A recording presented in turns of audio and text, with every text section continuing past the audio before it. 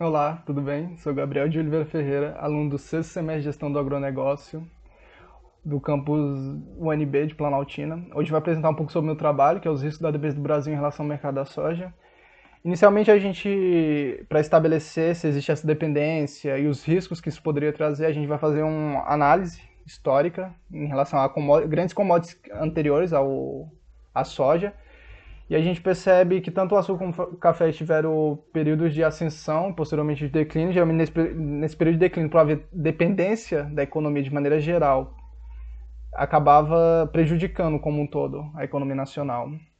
Aí a gente analisa os dados da soja do ponto de vista das importações, a gente estabelece um nível de dependência e, consequentemente, quando a gente analisa a soja, a gente percebe também que a China é o principal importador, então a gente analisa também essa relação. E, consequentemente, como houve uma ascensão rápida da soja, com esse aumento das importações, a tendência seria que a moeda nacional valorizasse. Então a gente analisa se essa valorização atrapalhou outros setores, como o setor dos produtos manufaturados, no ponto de vista das exportações. Então a gente analisa se ocorreu de fato esse caso da doença holandesa. A metodologia utilizada foi uma metodologia comparada, dado que a gente compara açúcar, café e os dados da soja para saber se existe de fato essa dependência e se existe alguma semelhança entre esses acontecimentos passados e agora presente.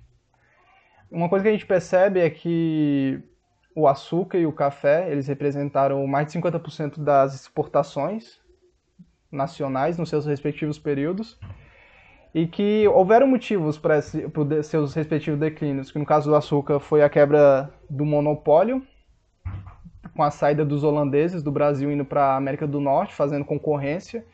Então isso fez que o Brasil perdesse espaço no mercado. E a questão do café foi que havia muita oferta para pouca demanda. Então isso fez os produtos se valorizarem de tal forma que não se tornasse tão lucrativo. Ainda existe, tanto o açúcar como o café existe mercado ainda hoje e exportações, mas eles tiveram uma queda considerável. Então, tendo em vista essa dependência do açúcar e do café nos seus respectivos períodos, a gente também tem que levar em consideração agora a complexidade da economia. Quando a gente começa a analisar a soja, a gente percebe que em 2018, 33,68% da soja representou as exportações do agronegócio e 14,47% da balança comercial total.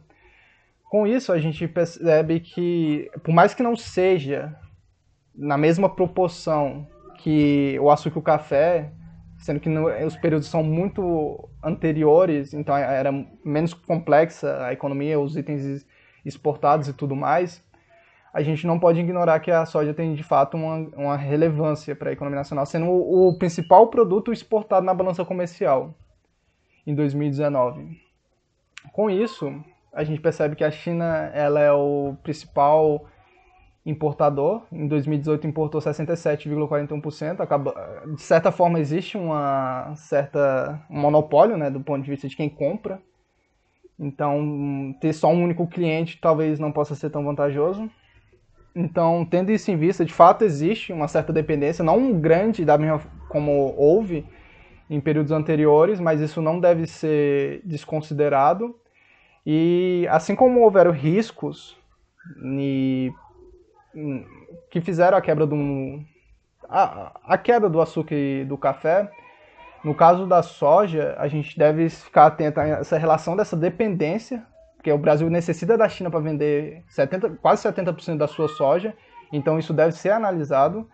E também a questão da concorrência, porque na época do açúcar, o Brasil perdeu por questão de concorrência, então ele deve ficar extremamente atento a essa questão da concorrência norte-americana, porque as projeções que foram demonstradas é que possíveis acordos econômicos entre Estados Unidos e China é que essas exportações aumentem, então isso deve ser analisado futuramente, se esse impacto gera algum impacto.